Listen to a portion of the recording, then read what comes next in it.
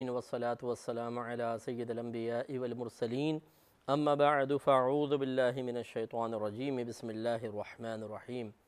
الحمدللہ الہادی پروگرام میں تجارت سے متعلقہ چند باتیں چل رہی تھیں۔ ویسے تو ہمارا جو مین ٹاپک تھا وہ بیوع کا حلال ہونا اور کون کون سی بیع حلال ہیں، کون کون سی خرید و فروخت حرام ہیں،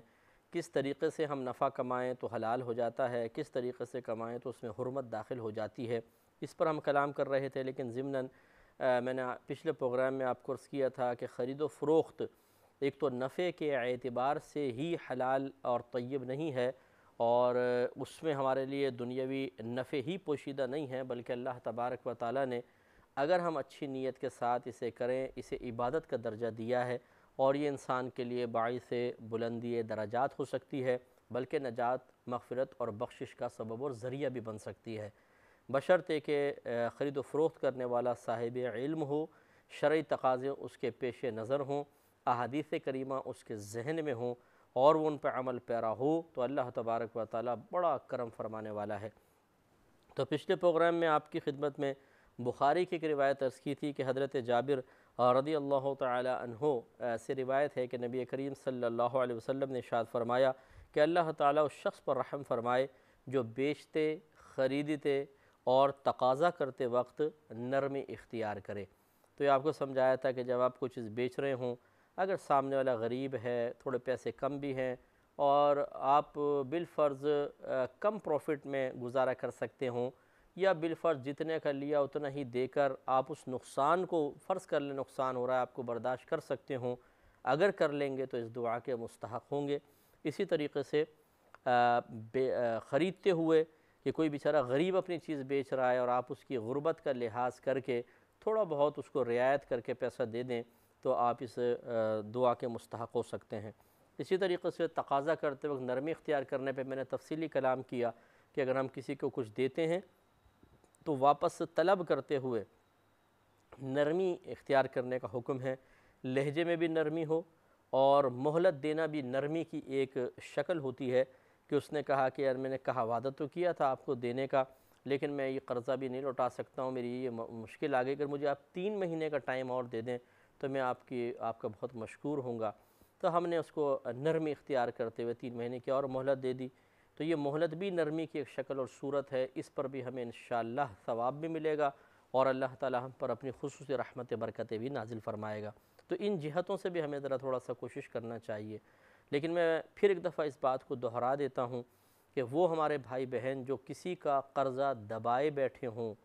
اور باوجود قدرت کے ادا نہیں کرتے ہیں، پیسہ موجود ہے، گھر میں اچھا کھا رہے ہیں، پی رہے ہیں، نئے نئے لباس آ رہے ہیں،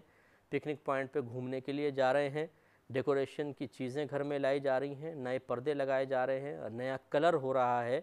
دکھاوے کے لیے قربانی کے جانور بھی خرید کر لا رہے ہیں، لیکن قرضہ ادا نہیں کر رہے ہیں، قرضہ دبا کر بیٹھے ہوئے ہیں، چاہے وہ تھوڑا ہو یا زیادہ، کیونکہ مال اپنے پاس سے جدا کرنا پسند نہیں کر رہے ہیں، حالانکہ یہ سامنے والے کا مال ہے، اس کو دینا فرض یا واجب ہے۔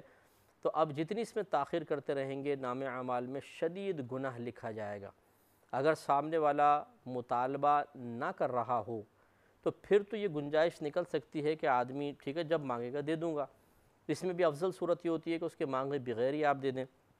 لیکن جب وہ باقاعدہ مطالبہ کر رہا ہے، بلکہ بعض اوقات تو ایک سامنے والا اپنی مجبوری ظاہر کر رہا ہوتا ہے، یار خدا کے واسطے مجھے دے دو، میری یہ مسئلہ ہے، میری یہ پرابلم ہے، میرے گھر میں بیماری ہے، میرے بچوں کی شادی ہونے والی ہے، بچوں کی تعلیم کے اخراجات میں پرابلم ہو رہی ہے، لیکن نہیں، ٹالا مٹولی، اگر 1 لاکھ ہیں، 10 لاکھ روپے لیے ہوئے مثال کے طور پہ 500 پکڑا دیے، 1000 پکڑا دیے، 5000 پکڑا دیے تاکہ وقتی طور پہ منہ بند ہو جائے اور یہاں سے چلا جائے۔ یہ غلط رویہ، غلط طریقہ ہوتا ہے، اور بعض تو ایسے بھی میں نے دیکھے ہیں کہ جن کے پاس ذرا طاقت ہوتی ہے، پاورفل ہیں، اور مانگنے والا کمزور ہے بیچارہ، تو پھر اس کو ڈراتے دھمکاتے ہیں کہ خبردار آئندہ اگر آفس کی طرف آئے نا تو تمہارے ٹانگیں توڑوا دوں گا، فون پہ بات کرو، بس ہوں گے تو دے دیں گے ورنہ جاؤ یہاں سے، بگاڑ دیجئے، اب کیا بگاڑ سکتے ہیں۔ تو ایسے لوگ مسلسل گناہ کبیرہ میں مبتلا ہیں، جو مطالبے کے باوجود اور دینے پر قدرت رکھنے کے باوجود اسی طرح ٹالا مٹولی سے کام لے رہے ہیں۔ یہ کھا رہے ہوں گے، ان کے نام اعمال میں گناہ لکھا جا رہا ہوگا، یہ سو رہے ہوں گے، یہ واش روم میں ہوں گے، حتیٰ کہ نماز پڑھ رہے ہوں گے لیکن ان کے نام اعمال میں گناہ لکھے جا رہے ہوں گے، کیونکہ انہوں نے ایک مسلمان کو تنگ کر رکھا ہے، اس کی دل آزاری کا سبب بن رہے ہیں، اس کو پریشان حال کر رکھا ہے، اسے تسلسل سے ذہنی اذیت میں مبتلا کیا ہوا ہے۔ اور ایک آدمی صرف ان معاملات کی وجہ سے ہی نہیں، بلکہ جیسے بالفرض اگر میں نے قرضہ دے دیا، کسی کو بڑی رقم دے دی ہے، تو اب رشتہ دار جو ہوتے ہیں قریبی، جو اپنے ہمارے گھر والے ہوتے ہیں، وہ پھر اکساتے ہیں آدمی کو، وہ مطالبے کرتے ہیں، بھئی جا کے مانگو نا اپنا قرضہ، کیوں نہیں مانگتے ہو؟ اب وہ جا کے مانگا، نہیں دیا، سامنے والے نے بہانہ کر دیا، اب ان کے تانے آ کر سنو، اور یہ پھر مختلف طریقے سے اور زد و کوب کرتے ہیں کہ کس نے کہا تھا تمہیں پیسہ دینے کو، جب تم میں صلاحیت نہیں تھی واپس لینے کی، کیوں دیا؟ اب ادھر سے وہ پریشان کر رہا ہے، ادھر سے یہ پریشانیاں، اب آدمی کی ذہنی اذیت کا آپ اندازہ کریں۔ تو جو تسلسل سے ذہنی اذیت ہو رہی ہوتی ہے، کیا سامنے والے کو کچھ بھی نہیں ملے گا؟ یقیناً اس کو سزا ملے گی۔ وہ گناہ کبیرہ کر رہا ہے کہ ایک آدمی کو اس طریقے سے نیکی کرنے کی بظاہر سزا دی جا رہی ہے۔ لیکن ایسے دینے والوں کی خدمت میں گزارش کرتا ہوں، اگر سامنے والا آپ کو نہیں دے رہا تو آپ اپنے ثواب کو ضائع نہ کریں۔ آپ کے نام اعمال میں اتنی نیکیاں لکھی جا رہی ہوتی ہیں کہ کچھ انتہا نہیں، لیکن ہماری جہالت کی وجہ سے بعض اوقات کہ جا کے قرضہ مانگا، نہیں دیا، تو کہتے ہیں ابے یار دینے کا فائدہ کیا ہوا، نیکی برباد ہو گئی، آئندہ کبھی نیکی نہیں کروں گا، ہم تو نیکی کے بغیر ہی اچھے تھے۔ پتہ نہیں اللہ تبارک و تعالیٰ بھی کیا کرتا ہے، معاذ اللہ ثم معاذ اللہ، جس نے ظلم کر رکھا ہے اسے مہلتیں دے رہا ہے، اس کو اور دے رہا ہے، اور ہم نے نیکی کی، ہمیں اس طرح کر دیا۔ واہ اللہ تیرا کیا انصاف ہے، معاذ اللہ ثم معاذ اللہ۔ ایسے جاہل بھی ہمیں نظر آتے ہیں کہ جو اس طرح کی حرکتیں کرتے ہیں۔ تو اس لیے جس کو دینا ہے اور وہ قدرت بھی رکھتا ہے اور سامنے والا مطالبہ بھی کر رہا ہے، تو ایک لمحہ دیر نہ کرے، گناہ گار ہوں گے۔ اور جو مطالبہ کر رہا ہے اس کو نرمی ذرا کرنی چاہیے اگر سامنے والا تنگ دست پریشان ہے، اور اگر بالفرض سامنے والا تنگ دست پریشان نہیں ہے، جان بوجھ کے شرارتیں کر رہا ہے، تو آپ کم از کم اپنا ثواب ضائع نہ کریں کہ آپ اللہ کی بارگاہ میں شکوے شروع کر دیں اور نیکیوں کے خلاف ہی بولنے لگ جائیں اور کہیں میں تو بے کانوں کو ہاتھ لگاتا ہوں، آئندہ کسی کے ساتھ نیکی نہیں کروں گا۔ یہ غلط رویہ ہے۔ خود میں اپنی آپ کو پرسنل بتاتا ہوں کہ میں نے کسی کے ساتھ اگر کوئی بالفرض اللہ نے توفیق دی، نیکی کر لی، اور اس نے نیکی کا بدلہ صحیح نہیں دیا، تو بعض اوقات سمجھانے والے ایسے ملے جنہوں نے کہا کہ آئندہ ایسا آپ نہ کرنا، یہ نیکی کرنے کا زمانہ نہیں ہے۔ تو اب یعنی اس طرح لوگ سمجھاتے ہیں کہ یہ نیکی کرنے کا زمانہ نہیں ہے، گویا کہ یہ ہے گالیاں بکنے کا زمانہ، یہ ہے ظلم و ستم کرنے کا زمانہ، یہ ہے کسی کو تنگ دستی میں مبتلا دیکھ کر مرتے ہوئے دیکھنے کا زمانہ، کہ اس کی مدد نہ کریں، آپ کی جیب میں موجود ہے لیکن مدد نہ کریں، مر جانے دیں اس کو، یہ زمانہ آ گیا ہے۔ تو ایسا بہرحال نہیں ہو سکتا ہے۔ ٹھیک ہے، احتیاط انسان کو ہر چیز میں ضرور کرنی چاہیے، آنکھیں بند کر کے تو کوئی بھی کسی کے ساتھ ایسا معاملہ نہیں کرتا ہے، لیکن اس سلسلے رکتے نہیں ہیں۔ اگر کوئی ہمارے ساتھ برا سلوک کرتا ہے تو بہرحال ہمیں اس کے ساتھ اچھا ہی سلوک کرنا چاہیے۔ اب اس سلسلے میں ایک اور ذرا روایت دیکھیں، اور بہت ہی ایمان افروز روایت ہے، خصوصاً جو تجارت کے شعبے سے وابستہ ہیں، خرید و فروخت کرتے ہیں، ان کے لیے بہت پیاری حدیث ہے۔ حضرت حذیفہ رضی اللہ تعالیٰ عنہ سے روایت ہے کہ نبی کریم صلی اللہ علیہ وسلم نے ارشاد فرمایا کہ پہلے زمانے کے ایک آدمی کے پاس فرشتہ اس کی روح قبض کرنے کے لیے آیا، اور فرشتے نے اس سے کہا کہ تو نے کوئی نیکی کی ہے، یعنی سوچ کہ تو نے کوئی نیکی کی ہے۔ یہ حدیث میں حذف ہے، یعنی بہت سی باتیں پوشیدہ رکھی گئی ہیں۔ مراد یہ تھی فرشتے کی کہ اللہ تبارک و تعالیٰ نے تجھ پر انعام کا، اکرام کا ارادہ کیا ہے، کیا تجھے یاد ہے کہ تو نے کوئی نیکی کی ہے؟ تو اس نے کہا کہ میرے علم میں تو کوئی نہیں۔ یعنی وہ ایسا شخص تھا کہ اس کو اپنی کوئی نیکی یاد نہیں آ رہی تھی کہ جو اس کے لیے باعث بخشش بن سکتی ہو، مغفرت کا سبب بن سکتی ہو، تو وہ کہنے لگا کہ مجھے تو ایسی کسی نیکی کا علم نہیں۔ تو کہا گیا کہ پھر غور کر۔ اس نے کہا کہ میرے علم میں ایسی کوئی چیز نہیں سوائے اس کے کہ میں لوگوں کے ساتھ تجارت کیا کرتا تھا تو مالدار آدمی کو ڈھیل دیتا تھا اور تنگ دست سے درگزر کیا کرتا تھا، یعنی جس کے پاس مال ہوتا اس سے بھی مطالبے میں سختی نہیں کرتا تھا، اگر وہ تھوڑا سا ڈیلے کرتا تو میں ڈھیل دے دیتا تھا، اور اگر کوئی بالکل ہی تنگ دست ہوتا تھا تو پھر تو میں اس سے درگزر کر دیا کرتا تھا، معافی کر دیا کرتا تھا۔ تو نبی کریم صلی اللہ علیہ وسلم ارشاد فرماتے ہیں کہ پس اللہ تبارک و تعالی نے اسے جنت میں داخل کر دیا۔ یہ بخاری و مسلم کی روایت ہے۔ تو معلوم یہ ہوا کہ جو تجارت میں نرمی کرے اگر کوئی مالدار بھی ہے اس نے کہا یار میں تمہیں دے تو سکتا ہوں، لیکن اگر تم تھوڑا سا انتظار کر سکتے ہو، ایک اور میری ڈیل چل رہی ہے، میں اس میں پیسہ ایک مطلب بات چل رہی ہے، اس میں پیسہ لگا دوں، وہاں سے پروفٹ آئے گا میں تمہیں دے دوں گا۔ اور ہم نے کہا چلو ٹھیک ہے، میں آپ کو تھوڑی سی نرمی دے دیتے ہیں، اجازت دے دیتے ہیں، ڈھیل دے دیتے ہیں۔ اسی طریقے سے کوئی تنگ دست ہے، دیوالیہ ہو گیا، تو ہم نے کہا چلو ٹھیک ہے، میں نے تم سے اپنا سارا پیسہ معاف کیا،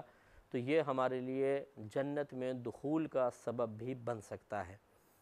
اور آپ غور کریں کہ اس کی تمہید نبی کریم صلی اللہ علیہ وسلم نے کیسے باندھی، اور یہ ہماری امت کا آدمی نہیں تھا، یہ تو پہلے زمانے بنی اسرائیل کے کسی شخص کا ذکر ہے۔ تو اگر نبی کریم صلی اللہ علیہ وسلم کا امت اس چیز کو اپنائے گا تو، اور یاد رکھیں کہ نبی کریم صلی اللہ علیہ وسلم جب پچھلی امتوں کے کوئی واقعات ذکر فرماتے ہیں تو وہ صرف واقعے کے طور پہ ذکر نہیں فرماتے، بلکہ یہ اشارہ کرنا مقصود ہوتا ہے کہ جن باتوں کی وجہ سے ان کو برکات حاصل ہوئی، اگر تم بھی اختیار کرو گے تو تمہارے لیے بھی ویسی ہی برکتیں ہوں گی۔ بلکہ ہمارے نبی کریم صلی اللہ علیہ وسلم کی امت میں ہونے کی وجہ سے ہمارے لیے ان سے زیادہ برکات ہیں۔ لہٰذا اس شخص، دیکھیں تمہید کیسی سرکار نے باندھی ہے کہ وہ اس شخص سے فرشتوں نے آ کے کویسچن کیا کہ تم نے کوئی نیکی کی ہے؟ اس نے کہا میرے علم میں تو کوئی بھی نہیں ہے، یعنی اس کو یاد ہی نہیں آ رہی کوئی اپنی نیکی، اتنی کم اس نے نیکیاں کی۔ پھر کہا کہ اچھا ذرا غور کرو، تو پھر اس کو یاد آیا، اس نے بیان کیا، تو اللہ نے اس کے بدلے میں اس کی بخشش و مغفرت فرما دی۔ اس سے معلوم ہوا کہ نرمی، کسی غریب کو سے درگزر کرنا، کسی کو ڈھیل دینا بہت ہی افضل ترین عبادات ہیں جو ہماری بخشش کا ذریعہ اور سبب بھی بن سکتی ہیں۔ اور مسلم کی ایک روایت میں حضرت عقبہ بن عامر اور حضرت ابو مسعود انصاری رضی اللہ تعالی عنہما سے مروی ہے کہ اللہ تعالیٰ نے ارشاد فرمایا کہ اس بات کا میں اس سے زیادہ حقدار ہوں، فرشتوں میرے بندے سے درگزر کرو، یعنی حدیث یہی ہے، لیکن اس میں مزید الفاظ یہ ہیں کہ اللہ تبارک و تعالیٰ نے اس شخص کی بات سن کے فرشتوں سے فرمایا کہ یہ انسان ہو کر، ایک عاجز بندہ ہو کر لوگوں سے درگزر کر رہا ہے، تو میں تو رب ہوں، میں زیادہ اس بات کا حقدار ہوں کہ اپنے بندوں سے درگزر کروں، تو اے فرشتوں گواہ ہو جاؤ کہ میں نے اس سے درگزر کر لیا۔ اس لیے یاد رکھیے کہ کبھی بھی اپنی کسی بھی نیکی پر اترائیں نہیں، اور کسی نیکی کو معمولی سمجھ کے چھوڑیں نہیں۔ جہاں کہیں موقع ملے انسان کو چاہیے کہ وہ نیک عمل کرے، اور نیک عمل کر کے اس کو بھول جائے، یہی بہتر ہے، اور خوب نیکیاں کرنے کی کوشش کرے۔ نامعلوم کون سی نیکی آپ کی اور میری بخشش کا، مغفرت کا سبب بن جائے، اس لیے ذرا توجہ کرنی چاہیے۔ ایک اور روایت ہے حضرت ابو قتادہ رضی اللہ تعالیٰ عنہ سے مروی ہے کہ نبی کریم صلی اللہ علیہ وسلم نے فرمایا کہ تجارت میں زیادہ قسم کھانے سے بچو کہ رواج ہو جاتا ہے، پھر برکت کو ختم کر ڈالتی ہے، یعنی یہ پھر رواج پا جاتی ہے، جب آپ قسم کھا کے اپنا سودا بیچیں گے، دوسرا تیسرا یہ عام ہو جائے گی اور اس سے برکت ختم ہو جائے گی۔ تو اس سے ذرا غور کریں کہ جو دکاندار حضرات ہوتے ہیں بعض اوقات اپنی چیزوں کو بیچنے کے لیے چاہے سچی قسم کھائیں، اس سے بھی منع کیا جا رہا ہے۔ جھوٹی قسم تو ویسی بہت بری ہے، تو اس لیے کوشش کریں کہ قسم نہیں کھائیں تو زیادہ بہتر ہے۔ حضرت ابو ذر غفاری رضی اللہ تعالی عنہ سے مروی ہے، اور یہ مسلم کی روایت ہے، جو ابھی میں نے عرض کی تھی یہ بھی مسلم کی روایت تھی، کہ نبی کریم صلی اللہ علیہ وسلم نے ارشاد فرمایا 3 شخص ایسے ہیں کہ قیامت کے روز اللہ تبارک و تعالی ان سے کلام نہیں فرمائے گا، نہ ان کی طرف دیکھے گا، نہ انہیں پاک کرے گا، اور ان کے لیے دردناک عذاب ہے۔ ذرا غور کریں، 3 اشخاص ایسے ہیں کہ قیامت کے روز اللہ تعالیٰ نہ تو ان سے کلام فرمائے گا اظہار ناراضگی کے طور پر، نہ ان کی طرف دیکھے گا، یعنی نگاہ رحمت ان کی طرف نہیں آئے گی، رحمت کی توجہ ان کی طرف نہیں ہوگی، نہ انہیں پاک کرے گا، یعنی گناہوں سے پاک و صاف نہیں ہوں گے، اور ان کے لیے دردناک عذاب ہے۔ حضرت ابو ذر غفاری رضی اللہ تعالی عنہ عرض گزار ہوئے، یا رسول اللہ صلی اللہ علیہ وسلم، وہ محروم اور خسارہ پانے والے کون ہیں؟ تو رحمت کونین صلی اللہ علیہ وسلم نے ارشاد فرمایا، تہبند لٹکانے والا، احسان جتانے والا،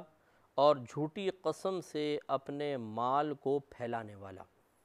تو 3 چیزیں سرکار نے ذکر فرمائیں، ایک ازار لٹکانے والا، تہبند لٹکانے والا، مراد اس کی یہ ہے کہ جو تکبراً اپنے تہبند کو، تو پہلے دور میں تہبند تھا، آج ہمارے یہاں شلوار یا پینٹ پہنی جاتی ہے،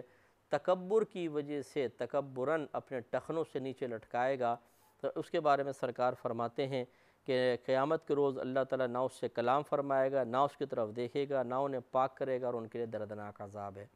اور اس میں آپ دیکھیں کہ نماز کی کوئی تخصیص نہیں ہے کہ نماز میں پائچے اونچے کرے، بلکہ عام ہے۔ یہ لوگ ویسے تو ہمارے ہاں ٹخنے ڈھکے رہتے ہیں، نماز پڑھیں گے تو گھرس کے اس کو کھڑے ہو جائیں گے ٹخنے کھول کر۔ تو خالی نماز کے ساتھ یہ مخصوص نہیں ہے، بلکہ نماز کے علاوہ بھی یہ ہمیں اس کے اندر خیال کرنا چاہیے۔ لیکن نبی کریم صلی اللہ علیہ وسلم نے جو فرمایا تہمند لٹکانے والا، اس سے مراد تکبراً لٹکانے والا، کیونکہ ایک دوسری روایت ہے جس میں نبی کریم صلی اللہ علیہ وسلم نے ارشاد فرمایا کہ جس کا تہمند ٹخنوں سے نیچے ہوگا وہ جہنم میں ہے۔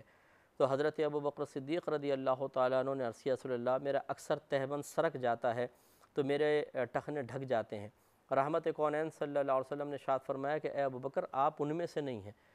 یعنی یہ تو ہم نے جو بیان کیا تکبر کرنے والوں کے لیے ہیں، جو جان بوجھ کر تکبراً ٹخنے ڈھکیں ان کے لیے، اور آپ تکبر نہیں کرتے ہیں، آپ کا ویسے ہی عذر کے سبب ٹخنا ڈھک جاتا ہے تو اس میں کوئی حرج نہیں ہے۔ تو معلوم یہ ہوا کہ اگر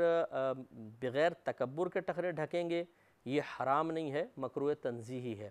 یعنی زیادہ سے زیادہ شریعت اس کو ناپسند کرتی ہے لیکن گناہ نہیں، اور اگر صحیح مجبوری ہو تو کوئی حرج بھی نہیں ہے۔ جیسے ہمارے ہاں آفس میں بعض اوقات آفس کی ریکوائرمنٹ ہوتی ہیں، کہیں کے یونیفارم ایسے ہوتے ہیں، اسکولز وغیرہ کی ریکوائرمنٹ ایسی ہوتی ہے کہ بچے اپنے ٹخنے نہیں کھول سکتے ہیں۔ بچوں سے مراد جو بالغ ہو چکے ہیں، جو اسکولز میں پڑھ رہے ہیں لیکن اپر لیول پہ پہنچ گئے ہیں، بالغ ہو گئے ہیں، کالجز میں ہیں، یونیورسٹیز میں ہیں، تو اب اور اس طرح آفیسز وغیرہ میں ہیں، خصوصاً باہر کے ملکوں میں جو لوگ رہ رہے ہیں ان کی بہت ساری مجبوریاں ہوتی ہیں، لہٰذا جہاں مجبوری کے تحت تکبر نہ ہو، مجبوری کے تحت کسی عذر کے سبب انسان ٹخنے ڈھکے گا وہ قابل گرفت نہیں، نہ وہ اس وعید کے تحت ہے۔ تو معلوم ہوا کہ یہاں صرف وہ شخص مراد ہے جو جان بوجھ کر تکبر کے ساتھ ٹخنے ڈھکے، کہ اس میں دل میں بڑا پن ہو اور وہ ٹخنے ڈھک کر چل رہا ہو تکبر کے ساتھ۔ دیکھا آپ نے بڑے گھیر والی شلواریں اور یوں نیچے لٹکی ہوئی ہیں چل رہے ہیں، یہ اس قسم کے لوگ یہاں مراد ہیں۔ اللہ تعالیٰ سمجھنے کی توفیق عطا فرمائے، آمین۔ وآخر دعوانا